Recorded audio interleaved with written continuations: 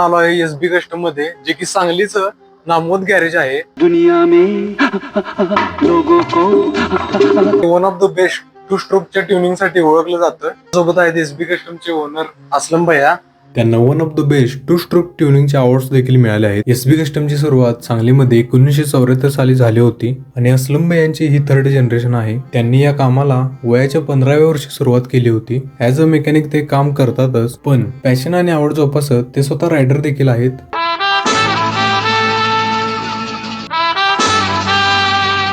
त्यांच्याकडे dirt track इव्हेंटच्या खूप साऱ्या ट्रॉफीज देखील आहेत. टू स्ट्रोकची आवड मला पण आहेच, जसं की सर्वांनाच असते. पण असलम भाई यांनी तयार केलेल्या हाय परफॉर्मन्स आणि इतक्या पॉवरफुल बाईक्स मी पहिल्यांदाच राईड केल्या.